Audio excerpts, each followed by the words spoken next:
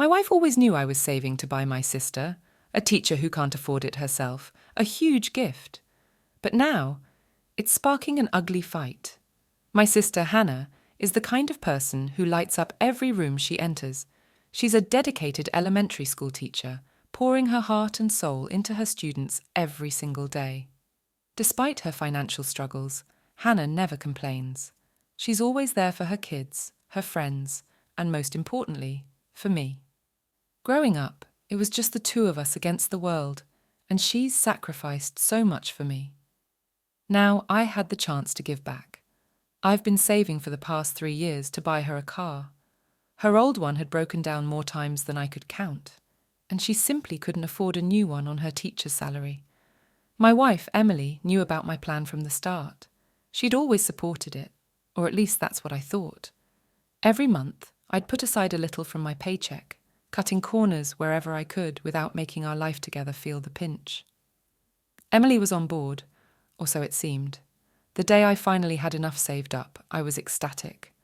I found a gently used, reliable car that I knew Hannah would love, a red Honda Civic, perfect for her daily commute and weekend adventures. I couldn't wait to see the look on her face when I handed her the keys.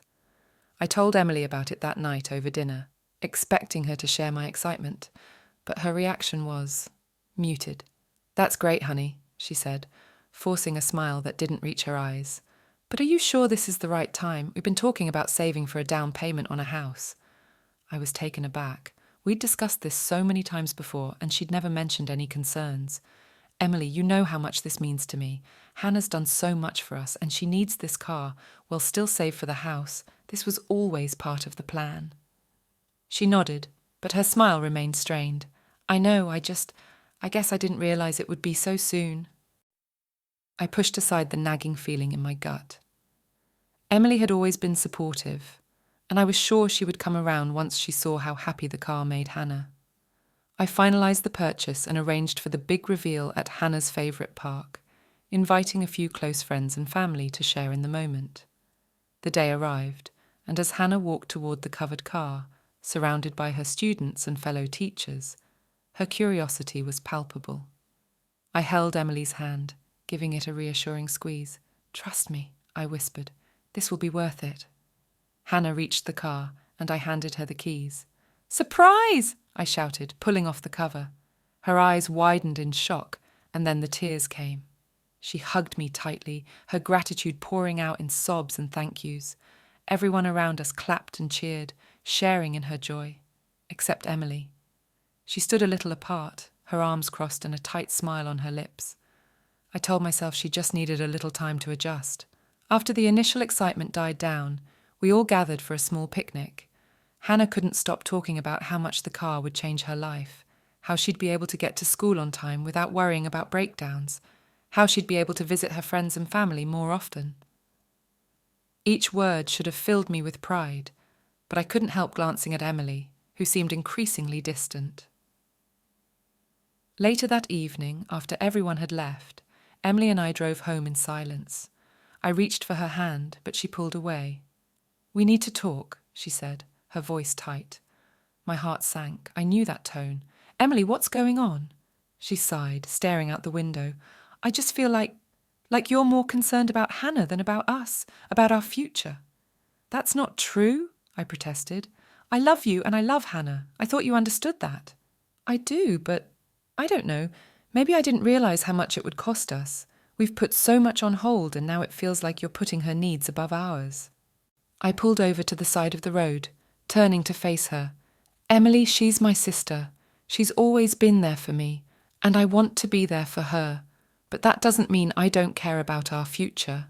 We'll still save for the house, I promise." She shook her head, tears brimming in her eyes. I need some time to think."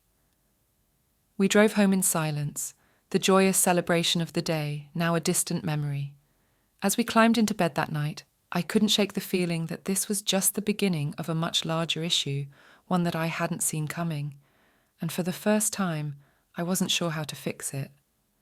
The morning after Hannah's surprise, the tension between Emily and me was palpable. We went through the motions of our usual routine, but the air was thick with unspoken words. Emily's silence was deafening, and I was too afraid to ask the questions swirling in my mind. At work, I couldn't concentrate.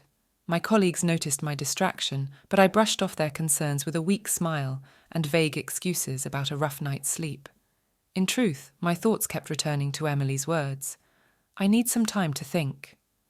What did that mean for us? That evening when I got home, Emily was already there, sitting on the couch with a glass of wine. Her eyes were red, and I could tell she'd been crying. I approached her cautiously, unsure of what to say or do. "Emily," I started, sitting down beside her, "we need to talk about this. I don't want us to drift apart over a misunderstanding." She took a deep breath and looked at me, her expression a mix of hurt and frustration. "It's not just about the car, you know. It's about feeling like I'm second place in our marriage, like I'm not a priority." Her words hit me hard. I had always prided myself on being a supportive husband, but now I realized I might have been neglecting Emily's needs in my efforts to help Hannah. "I'm sorry if I've made you feel that way. That was never my intention." She nodded, tears spilling over. "I know you love your sister, and I admire that about you, but I feel like I'm competing with her for your attention. And yesterday, it felt like a confirmation that I'll always come second." I reached for her hand, relieved when she didn't pull away. "Emily, you are my wife, my partner. I love you more than anything. I never meant to make you feel like you were competing with Hannah. She's family, but you are my life." She squeezed my hand, a small glimmer of hope in her eyes. "I need to know that we're working towards our future too, that we're a team." "We are a team," I assured her, "and I'm committed to proving that to you. Let's start fresh, together." We spent the rest of the evening talking about our plans, our dreams, and how we could support each other better. For a moment it felt like we were back on track. But as the days went by, the undercurrent of tension never completely disappeared. One afternoon, about a week later, Hannah called me, her voice filled with excitement. "You won't believe what happened today. My car broke down just as I was leaving school, but then I remembered the new car. It started up without a hitch. Thank you again, James. You have no idea how much this means to me." Her happiness was infectious, and I couldn't help but smile. "I'm so glad, Hannah. You deserve it." As I hung up, I noticed Emily standing in the doorway, her arms crossed. "Who was that?" she asked, though I could tell she already knew. "It was Hannah. Her old car broke down, but she's over the moon about the new one." Emily's expression hardened. "Of course." I felt a familiar pang of frustration. "Emily, I thought we talked about this. I thought we were moving forward." "I thought so too," she replied, her voice tinged with bitterness. "But it feels like every time she calls, you light up in a way you don't with me anymore." "That's not fair," I protested. "You know how much she means to me, but that doesn't diminish what we have." She shook her head, tears forming in her eyes again. "I just need to feel like I'm enough for you, like our dreams matter too." "They do matter," I insisted. But the words felt hollow. I realized then that words alone wouldn't fix this. Actions would. The next weekend, I planned a surprise for Emily. I arranged a weekend getaway to a cozy cabin in the mountains, hoping to rekindle the spark between us. When I told her, she seemed genuinely pleased, and for the first time in weeks, I saw a glimmer of the old Emily, the one who laughed easily and loved deeply. The drive up was peaceful, filled with the kind of comfortable silence that had once defined our relationship. The cabin was perfect, nestled among tall pines with a breathtaking view of the valley below. Emily's eyes lit up when she saw it, and I felt a surge of hope. That evening we sat by the fire, sipping wine and talking about everything but Hannah. It felt like we were rediscovering each other, and for a while the tension melted away. We laughed about old memories and made plans for the future, and I felt a weight lifting off my shoulders. But late that night, as we lay in bed, Emily turned to me, her expression serious. "James, I need to know that this isn't just a temporary fix, that you're committed to us."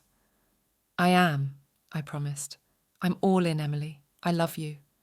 She nodded, but there was still a flicker of doubt in her eyes. "Then we need to set some boundaries with Hannah. I'm not saying cut her out, but we need to prioritize our marriage." I understand, I said, realizing that this was the only way forward. We'll make it work. The rest of the weekend was blissful, and by the time we returned home, I felt like we were stronger than ever. But as soon as we walked through the door, the reality of our lives came crashing back. The next few weeks were a delicate dance of balancing my time and energy between Emily and Hannah. I tried to include Emily more in my plans, making sure she felt valued and prioritized. But it was clear that the wounds ran deep, and it would take more than a few gestures to heal them. One evening, as I was preparing dinner, Emily walked into the kitchen, her face set with determination. "James, I think we need to go to counselling." The suggestion took me by surprise, but I knew she was right. If that's what it takes, then yes, let's do it. We started seeing a marriage counsellor, and for the first time we began to unravel the complexities of our relationship. The sessions were tough, bringing up past grievances and hidden resentments, but they also brought us closer. I learned to listen more, to understand Emily's perspective, and she learned to trust my intentions. But just as things seemed to be improving, a new challenge emerged, threatening to undo all our progress. And once again, it centered around Hannah. Just as Emily and I were finding our footing, a new complication emerged. Hannah had always been independent and resilient, but one evening she called me in tears, her voice trembling. "James, I need your help. I lost my job." I was stunned. Hannah was one of the most dedicated teachers I knew. What happened? She took a shaky breath. "Budget cuts. They had to let some of us go, and since I'm one of the newer hires, I was among the first." My heart sank. "Hannah, I'm so sorry. We'll figure something out. You can stay with us until you get back on your feet." I heard Emily's footsteps behind me. She had been listening, and her face was a mix of concern and something else I couldn't quite place. I covered the phone and whispered, "Hannah lost her job. I told her she could stay with us for a bit." Emily's expression hardened. "James, we need to talk about this." I finished the call with Hannah, promising to pick her up the next day. Then I turned to Emily, bracing myself for the confrontation I knew was coming. "James, we can just keep bringing her into our home every time something goes wrong. We need boundaries, remember?" Emily's voice was tight with frustration. "Emily, she's my sister. She's got nowhere else to go right now. It's just temporary." She sighed, rubbing her temples. "I understand that, but this is our home. We need to have a say in these decisions together. You can't just unilaterally decide." I reached for her hand, trying to calm her. "You're right. I'm sorry. But please understand that I can't just abandon her. We'll work through this together, okay?" Reluctantly, Emily agreed, but I could see the strain it put on her. The next day, I brought Hannah home, and while she was grateful, the tension between her and Emily was palpable. For the first few days, things were manageable. Hannah spent most of her time job hunting and keeping to herself, but the strain on our marriage was growing. Emily and I continued with counselling, where our therapist suggested setting clear boundaries and ensuring open communication. One evening, as we sat down for dinner, Hannah mentioned a job interview she had lined up. I was thrilled for her, but Emily's smile was thin. "That's great news, Hannah," Emily said, her tone pleasant but lacking warmth. "I hope it works out." Hannah, sensing the tension, nodded. "Thanks, Emily. I really appreciate you both letting me stay here." After dinner, Emily pulled me aside. "James, I need you to understand something. I feel like an outsider in my own home. It's like you're prioritizing Hannah over our marriage again." "Emily, that's not true. I'm trying to be there for both of you. It's a tough situation, but I thought we were handling it." She shook her head, tears brimming. "It feels like we're right back where we started. I don't want to compete with your sister for your attention and affection." Her words cut deep. I knew she was right, but I felt trapped between my responsibilities as a brother and my commitment as a husband. "What do you want me to do, Emily? Abandon her when she needs me most?" "I want you to consider our marriage first, James. We need to be a team, but it feels like you're more focused on being Hannah's saviour." Our argument continued into the night, both of us too stubborn to see the other's perspective. The next day, I woke up feeling exhausted and defeated. At work, I found it hard to concentrate. My mind kept replaying the argument with Emily. I knew I needed to find a balance, but it seemed impossible.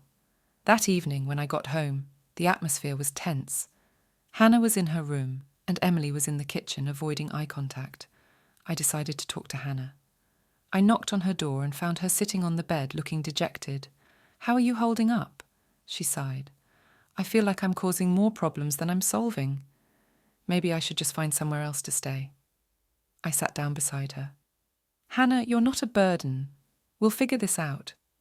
But we need to set some boundaries so Emily doesn't feel neglected. She's feeling like she's competing for my attention." Hannah nodded, looking guilty. "I never wanted to come between you two. I'll try to give you both more space." We talked for a while, and I hoped we could find a way to coexist peacefully. But that night, Emily and I barely spoke. She went to bed early, and I stayed up late, trying to find a solution that didn't exist. The following week, things came to a head. Emily came home from work one day, visibly upset. "James, we need to talk, now." I followed her into the living room, my heart sinking. "What's wrong?" "I've been talking to my sister, and she thinks I'm crazy for putting up with this. Maybe she's right. Maybe I'm just being a doormat." "Emily, that's not fair. I'm trying to balance everything, but it's not easy." She threw up her hands. "Exactly! It's not easy because you're not making it a priority. You're still putting Hannah first." The argument escalated, voices rising, and it wasn't long before Hannah emerged from her room looking alarmed. "What's going on?" "Nothing you need to worry about," Emily snapped, her anger spilling over. "This is between James and me." Hannah looked at me, hurt and confused. "James?" I felt like I was being torn apart. "Emily, please, let's just calm down and talk this through." But Emily was beyond calming down. "I've had enough, James. If you can't put our marriage first, then maybe we need a break." Her words were like a punch to the gut. "Emily, don't say that. We can work this out." But she shook her head, tears streaming down her face. "I need some time away. I can't do this anymore." With that, she grabbed her coat and left, leaving me standing there, stunned and heartbroken. Hannah approached me, her face pale. "James, I'm so sorry. I didn't mean for any of this to happen." I hugged her, trying to hold back my own tears. "It's not your fault, Hannah. We'll figure this out, I promise." But deep down, I knew that promise was becoming harder and harder to keep. Emily didn't come home that night. She sent a text saying she needed space and would be staying with her sister for a while. I spent the night on the couch, staring at my phone, hoping for a message, an apology, anything to bridge the growing chasm between us. But nothing came. The next morning, Hannah found me in the kitchen, bleary-eyed and defeated. "James, this can't go on. I think it's time for me to move out." "Hannah, no," I said, my voice cracking. "This isn't your fault. You're not the problem." She shook her head. "But I'm part of the problem. And if me leaving gives you and Emily a chance to fix things, then it's what I have to do." We both knew she was right. It was a painful realization, but Hannah needed her own space, and so did Emily and I. I helped Hannah pack her things and called a friend who had a spare room. As we loaded her bags into the car, Hannah hugged me tightly. "James, you're a wonderful brother and husband. You'll find a way to make this right." "I hope so," I replied, my voice thick with emotion. With Hannah settled in her temporary home, I turned my focus to Emily. I gave her a few days of space, hoping the distance would help both of us gain some clarity. When I finally called, she agreed to meet at a nearby park, a neutral ground. As I approached the bench where she sat, I could see the strain on her face. She looked up at me, her eyes tired but determined. "James, I've been thinking a lot about us, about our marriage." I sat down beside her, leaving a respectful distance between us. "Me too. I'm so sorry, Emily. I never wanted you to feel like you weren't my priority." She nodded, tears glistening in her eyes.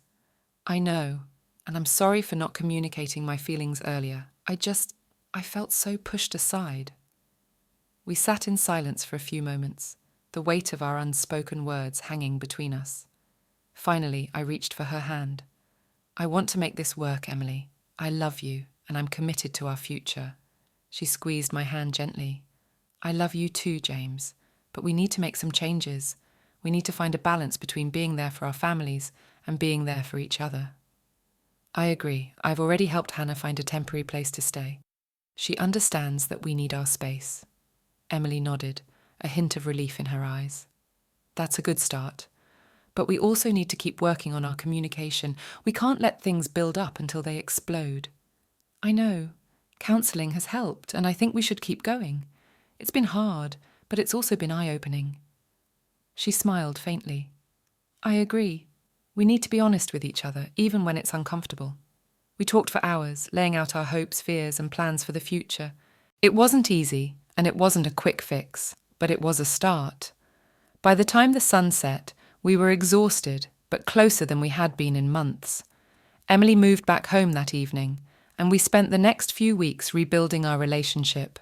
We continued counselling, learning to navigate our complex dynamics with more empathy and understanding. I made a conscious effort to balance my responsibilities, ensuring that Emily felt valued and loved. Hannah, meanwhile, found a new teaching position at a nearby school. She was thrilled, and I supported her from a distance, checking in regularly without overstepping. She understood the importance of giving Emily and me space, and our relationship grew stronger for it. One Saturday morning, as Emily and I enjoyed a quiet breakfast together, she looked at me with a thoughtful expression. James, I've been thinking. Maybe it's time we take that step and start looking for a house.